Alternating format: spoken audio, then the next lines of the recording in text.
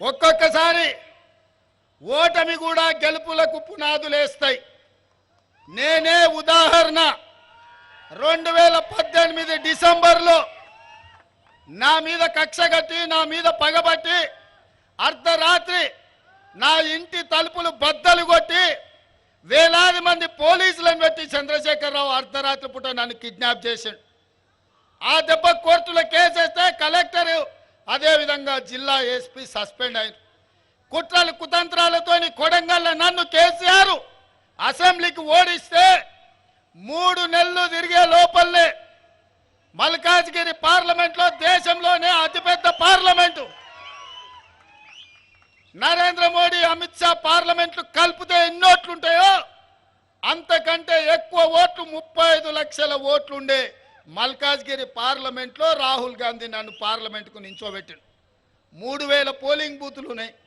నేను అడిగిన సార్ ఎట్లకెళ్ళి సాధ్యమవుతుంది, ఎక్కడ తిరగాలి 35 లక్షల ఓట్లు ఇదే అని. రాహుల్ గాంధీ గారు నాకు ఓ మాట చెప్పారు. రాష్ట్రం 4 కోట్ల మంది ప్రజలు చూశారు. పోలీసుల చేత నిర్బంధించి నీ తలుపులు బద్దలు కొట్టి నిన్ను ఓడగొట్టినరు.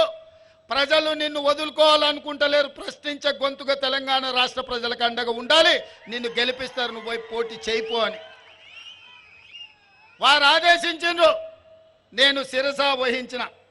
నామినేషన్ వేసి 14 రోజుల్లో 35,03,000 బూతుల కార్యకర్తలే సైనికులై కథన రంగంలో దిగి మల్కాజ్గిరి పార్లమెంట్లో నన్ను ఎంపీగా గెలిపించి ఢిల్లీకి పంపించారు.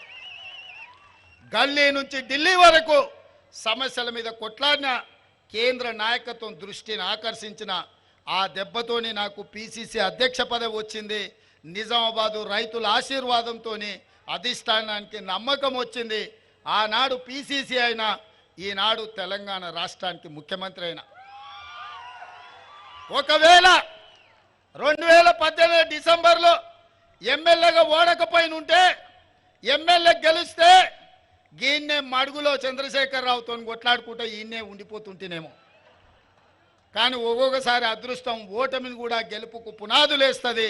2018 ఓటమి 2023 డిసెంబర్లో ముఖ్యమంత్రి కావడానికి ఉపయోగపడ్డది. మిత్రులారా, నేను ఎందుకు ఈ ఉదాహరణ చెప్తుంటా అంటే